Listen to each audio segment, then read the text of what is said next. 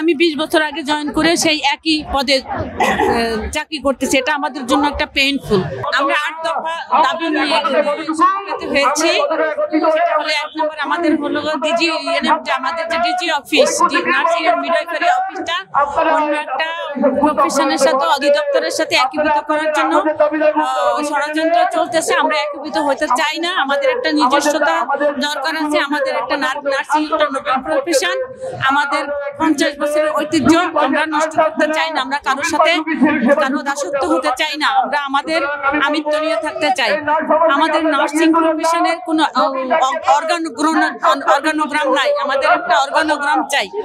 এবং আমাদের নার্সিং প্রফেশনের অবকাঠামো অনুযায়ী যে এডুকেশনাল কোয়ালিটি এবং কোয়ালিফিকেশন, সেই অনুপাতে আমাদেরকে কোনো পদোন্নতি দেওয়া হয় না। Bashundhara public school and college 2026 শিক্ষাবর্ষে ভর্তি চলছে। 30 বছর হয়ে যায় বা কেউ কেউ এলপিআরে চলে যায় অনেক কষ্ট নিয়ে। আমাদের কোনো পদোন্নতি নেই দীর্ঘদিন। আমরা হায়ার এডুকেশন নেওয়ার পরে বিএসসি নার্সিং করেছি, এমএসসি নার্সিং করেছি, কেউ পিএইচডি করেছি, তারপরে আমাদের কোনো পদোন্নতি নাই। জুনিয়রদের সাথে আজকে যারা যে চাকরিতে জয়েন করছে, আমি 20 বছর আগে জয়েন করে সেই একই পদে চাকরি করতেছি। এটা আমাদের জন্য একটা পেইনফুল।